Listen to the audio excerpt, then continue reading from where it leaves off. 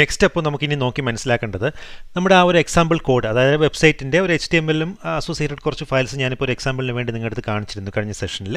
ആ ഒരു example code നമുക്ക് നമ്മുടെ ഇപ്പോൾ ക്രിയേറ്റ് ചെയ്ത ഓൺലൈൻ സെൻട്രൽ റിപ്പോസിറ്ററിയിലോട്ട് എങ്ങനെ നമുക്ക് അപ്ലോഡ് ചെയ്യാമെന്നുള്ളതാണ് നമ്മളിപ്പോൾ ഇനി അടുത്ത സെഷനിൽ നോക്കി ഈ ഒരു സെഷനിൽ നോക്കി മനസ്സിലാക്കാൻ പോകുന്നത്. അതായത് നമ്മളിപ്പോൾ ആദ്യത്തെ 2 സ്റ്റെപ്സാണ് നമ്മളിപ്പോൾ ഓൾറെഡി ചെയ്തത്. അതായത് നമ്മൾ ഒരു ഓൺലൈൻ സെൻട്രൽ കോഡ് റെപ്പോസിറ്ററി AWSൻ്റെ കോഡ് കമ്മിറ്റിൽ ക്രിയേറ്റ് ചെയ്തു. അത് കഴിഞ്ഞിട്ട് നമ്മുടെ ലോക്കൽ ഡെവലപ്പർ മെഷീനിൽ നിന്നും അതിലോട്ടൊരു കണക്ഷൻ എസ്റ്റാബ്ലിഷ് ചെയ്തു. നമ്മുടെ ക്ലോൺ കമാൻഡ് എല്ലാം കൊടുത്തിട്ട് ഒരു MD റെപ്പോസിറ്ററിയാണ് നമ്മൾ ക്രിയേറ്റ് ചെയ്തത്. അത് നമ്മുടെ ലോക്കൽ മെഷീനിലോട്ട് ക്ലോൺ ചെയ്തെടുത്തു. അങ്ങനെ ഒരു കണക്ഷൻ എസ്റ്റാബ്ലിഷ് ചെയ്തു. അടുത്തത് നമ്മുടെ ആ ഒരു എക്സാമ്പിൾ കോഡ്സ് HTML ഫയലിൻ്റെ കുറച്ച് എക്സാമ്പിൾ കോഡ് ഉള്ളത് നമുക്ക് എങ്ങനെ ഈ ഒരു ഡെവലപ്പർ മെഷീനിൽ നിന്നും നമ്മുടെ ഈ ഒരു ക്രിയേറ്റ് ചെയ്ത ഓൺലൈൻ സെൻട്രൽ റെപ്പോസിറ്ററിയിലോട്ട് എങ്ങനെ നമുക്ക് അപ്ലോഡ് ചെയ്യാമെന്നുള്ളതാണ് നമ്മൾ ഇനി ഈ ഒരു സെഷനിൽ നോക്കി മനസ്സിലാക്കാൻ പോകുന്നത്. അപ്പോൾ നമുക്ക് സെഷനിലേക്ക് കിടക്കാം.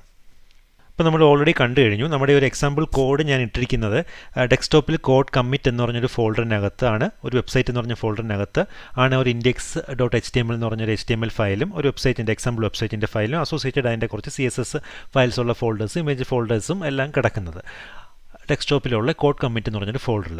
അപ്പോൾ നമ്മളിപ്പോൾ ക്ലോൺ ചെയ്തെടുത്ത ആ ഒരു ഓൺലൈൻ സെൻട്രൽ റെപ്പോസിറ്ററി ക്രിയേറ്റ് ചെയ്തിട്ട് നമ്മൾ ജിറ്റ് ക്ലോൺ ഉപയോഗിച്ച് ക്ലോൺ ചെയ്തെടുത്തത് ഈ ഒരു ഫോൾഡറാണ്. അതായത് വന്നതാണ് ഈ ഒരു ഫോൾഡറുമായി വെബ്സൈറ്റ് എന്ന് പറഞ്ഞത്. അപ്പോൾ നമുക്ക് ഇതിലോട്ട് വേണം നമുക്ക് ആദ്യം ഈ എക്സാമ്പിൾ HTML ഫയൽസിലുള്ള ആ കോഡ് നമുക്ക് ഇങ്ങോട്ട് കോപ്പി ചെയ്യണം ആദ്യം. അപ്പോൾ നമുക്ക് വേണമെങ്കിൽ നമുക്ക് ഇങ്ങനെ ഓപ്പൺ ചെയ്തിട്ട് ഇതിനകത്ത് നിന്ന് റൈറ്റ് ക്ലിക്ക് ചെയ്ത് നമ്മൾ വിൻഡോസിലൊക്കെ ചെയ്യുന്ന പോലെ ഒരു ഓപ്ഷൻ ഇവിടെ ഉണ്ട്, കോപ്പി ചെയ്ത് നമുക്ക് ഇവിടെ ഓപ്പൺ ചെയ്തിട്ട് വെബ്സൈറ്റിനകത്തുണ്ട് ഇവിടെ പേസ്റ്റ് ചെയ്ത് കഴിഞ്ഞാൽ വരും. പക്ഷേ നിങ്ങൾ ലിനക്സ് കുറച്ചൊന്ന് പ്രാക്ടീസ് ചെയ്യണം. നിങ്ങൾ ലിനക്സിൻ്റെ ഒരു സീരീസ് കണ്ടിട്ടില്ലാത്തവർ ഉറപ്പായിട്ടും അത് കാണണം.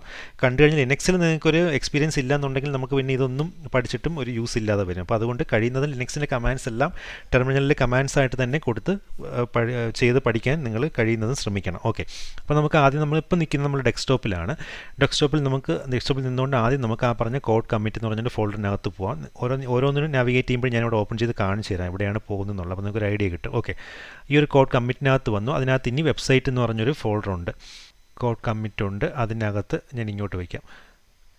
അതിനകത്ത് വെബ്സൈറ്റ് ഉണ്ട്.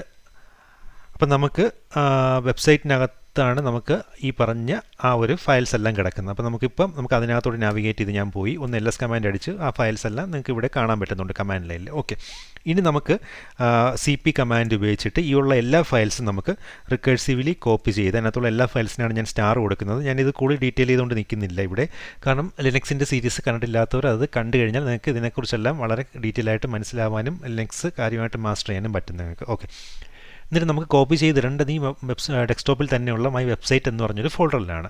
അപ്പോൾ നമുക്ക് ആ ഒരു പാത്ത് നമുക്കിപ്പോൾ നിങ്ങൾക്ക് മനസ്സിലാവുന്നതിന് വേണ്ടി ഞാൻ ഫുള്ളായിട്ട് തന്നെ അബ്സല്യൂട്ടായിട്ട് തന്നെ ഞാൻ കൊടുക്കാം. അതായത് /ഹോമിൽ TechTVM എന്ന് പറഞ്ഞ യൂസറിലാണ് ഇപ്പം ഈ ഉബുണ്ടു ഇൻസ്റ്റാൾ ചെയ്ത ആ യൂസറിലാണ് നിൽക്കുന്നത്. അപ്പോൾ അതിനകത്ത് ഡെസ്ക്ടോപ്പിനകത്ത് മൈ വെബ്സൈറ്റ് എന്ന് പറഞ്ഞൊരു ഫോൾഡറിലോട്ട് ഞാൻ കോപ്പി ചെയ്യുകയാണ്. ഓക്കെ, ഇനി ഞാൻ തിരിച്ച് ഇറങ്ങിയിട്ട് നമുക്ക് തിരിച്ച് മൈ വെബ്സൈറ്റിനകത്തോട്ട് പോയി ഞാൻ അവിടെ LS അടിച്ച് നോക്കിക്കഴിഞ്ഞാൽ മനസ്സിലാവും ഇവിടെ ആ ഫയൽസ് എല്ലാം ഈ കോഡ് കമ്മിറ്റ് എന്ന് പറഞ്ഞ ഫോൾഡറിൽ നിന്നും ഇങ്ങോട്ട് വന്നിട്ടുണ്ട്. ഇപ്പം നമുക്ക് ഇനി ഇതങ്ങ് ക്ലോസ് ചെയ്യാം.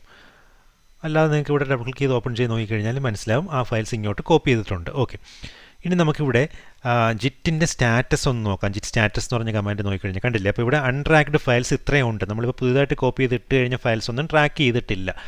അപ്പോൾ നമുക്ക് ഇനി ചെയ്യേണ്ടത് ആഡ് ചെയ്യണം ഈ ഫയൽസ് എല്ലാം നമുക്ക് കമ്മിറ്റ് ചെയ്യുന്നതിന് വേണ്ടിയിട്ട്, ട്രാക്ക് ചെയ്യുന്നതിന് വേണ്ടിയിട്ട്. അപ്പം ജിറ്റ് എന്ന് പറഞ്ഞ് ആഡ് കൊടുത്തു. ഡോട്ട് ഇട്ട് കഴിഞ്ഞാൽ എല്ലാ ഫയൽസും ഫോൾഡേഴ്സും ഒരുമിച്ച് ഒറ്റയടിക്ക് ട്രാക്ക് ചെയ്യുന്നതിന് വേണ്ടിയിട്ടാണ്. അപ്പോൾ ജിറ്റ് ആഡ് എന്ന് പറഞ്ഞ് ഡോട്ട് ഇട്ട് കഴിഞ്ഞു കൊടുത്തു. ഇനി നമുക്ക് വീണ്ടും ജിറ്റ് സ്റ്റാറ്റസ് എന്ന് പറഞ്ഞൊരു കമാൻഡ് വീണ്ടും കൊടുത്തു നോക്കാം. ഓക്കെ, ഇപ്പോൾ ഇത്രയും ഫയൽസ് അത് ട്രാക്ക് ചെയ്ത് കഴിഞ്ഞു.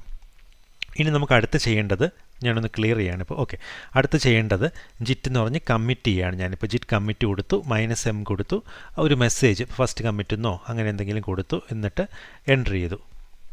അപ്പോൾ ഇത് നമുക്കിപ്പം ഇത്രയും കമ്മിറ്റ് ചെയ്ത് കഴിഞ്ഞു. ഇനി നമുക്കൊന്ന് ആ ഒരു നമ്മൾ ക്രിയേറ്റ് ചെയ്ത് വെച്ചിരിക്കുന്ന റെപ്പോസിറ്ററി ഒന്ന് തുറന്ന് നോക്കാം. നമുക്കൊന്നുകൂടെ ഇവിടെ ഒന്ന് റിഫ്രഷ് ചെയ്ത് നോക്കാം. ഇവിടെ എന്തെങ്കിലും ഫയൽസ് ഇവിടെ വന്നിട്ടുണ്ടോ നമുക്കൊന്ന് നോക്കാം.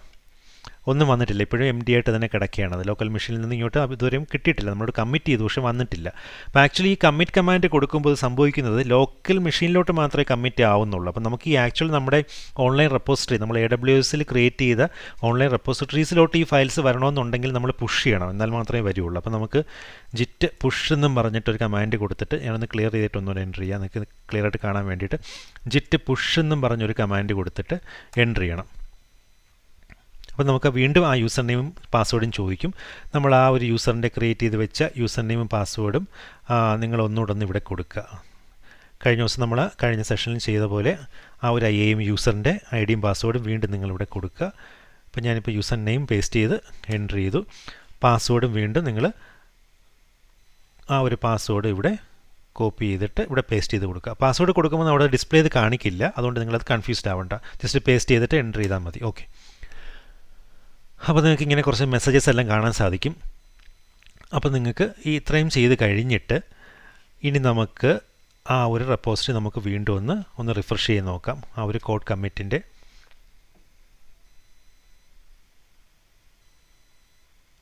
കണ്ടില്ലേ, ഇപ്പോൾ നമുക്ക് ആ ഫയൽസ് ഇവിടെ വന്നിരിക്കുകയാണ്. അപ്പോൾ ഇവിടെ കാണിച്ചിരിക്കുന്നതാണ് ആ ഒരു ബ്രാഞ്ച് എന്ന് പറഞ്ഞു കഴിഞ്ഞാൽ. അപ്പോൾ ഡിഫോൾട്ട് ബ്രാഞ്ച് മാസ്റ്റർ തന്നെയാണ്. ആ ബ്രാഞ്ചസിലോട്ട് നമുക്ക് ഇനി പിന്നീട് ബ്രാഞ്ചസിൻ്റെ കാര്യങ്ങളെല്ലാം നമ്മൾ ഡീറ്റെയിൽ ആയിട്ട് ജിറ്റബിൽ പറഞ്ഞിട്ടുണ്ട്. അപ്പോൾ അത് ഒന്ന് നോക്കുക, നിങ്ങൾ ആ ഒരു സീരീസ് കാണുക എന്തായാലും. അപ്പോൾ നമ്മൾ ഡിഫോൾട്ട് ബ്രാഞ്ചിലോട്ട് തന്നെയാണ് ഇപ്പോൾ പുഷ് ചെയ്തിരിക്കുന്നത് ഈ കോഡെല്ലാം നമ്മുടെ ലോക്കൽ മെഷീനിൽ നിന്നും. അതുപോലെ നമുക്കിവിടെ കമ്മിറ്റ്സ് എന്ന് പറഞ്ഞൊരു ലിങ്ക് ഒരു സെക്ഷൻ നോക്കിക്കഴിഞ്ഞാൽ നമുക്കിവിടെ കമ്മിറ്റ് ചെയ്തത് ഇവിടെ കാണാൻ പറ്റും. കമ്മിറ്റ് ID കാണാൻ പറ്റും. നമ്മൾ ആ കമ്മിറ്റ് ചെയ്ത സമയത്ത് കൊടുത്ത മെസ്സേജ് ഫസ്റ്റ് കമ്മിറ്റ് എന്നുള്ളത് ഇവിടെ കാണാൻ പറ്റും. എപ്പോഴാണ് കമ്മിറ്റ് ചെയ്തതെന്നുള്ള കാര്യങ്ങളെല്ലാം ഇവിടെ അറിയാൻ പറ്റും. അതുപോലെ ബ്രാഞ്ചസിൻ്റെ കാര്യം ഞാൻ ഈ പറഞ്ഞതുപോലെ ഇപ്പോൾ ഒരു ബ്രാഞ്ച് നമുക്കുള്ളൂ, മാസ്റ്റർ ബ്രാഞ്ച് തന്നെയാണ് ഡിഫോൾട്ട് ബ്രാഞ്ച്, അത് നമുക്കിവിടെ കാണാൻ പറ്റും. ഓക്കെ, അപ്പോൾ നമുക്കിവിടെ കോഡ് നോക്കിക്കഴിഞ്ഞാൽ നമ്മുടെ ഇപ്പോൾ ലോക്കൽ മെഷീനിൽ നമുക്ക് ഈ ഒരു വെബ്സൈറ്റിനകത്തുണ്ടായിരുന്ന ആ ഫോൾഡറിനകത്തുണ്ടായിരുന്ന അതേ കോഡ് നമുക്കിവിടെ കിട്ടിക്കഴിഞ്ഞു. ഇപ്പം ഈ ഒരു നമ്മുടെ ഓൺലൈൻ നമ്മൾ ക്രിയേറ്റ് ചെയ്ത ആ സെൻട്രൽ റെപ്പോസിറ്ററിയിലോട്ട് അത് പുഷായി ഇവിടെ കിട്ടിക്കഴിഞ്ഞു. അപ്പോൾ നമ്മുടെ ഫസ്റ്റ് ടാസ്ക് നമ്മളിപ്പോൾ അക്കംപ്ലിഷ് ചെയ്തിരിക്കുകയാണ്. നമുക്കിനി നെക്സ്റ്റ് സെഷനിൽ അതിൻ്റെ അടുത്ത കാര്യങ്ങൾ നമുക്കിനി നോക്കാം.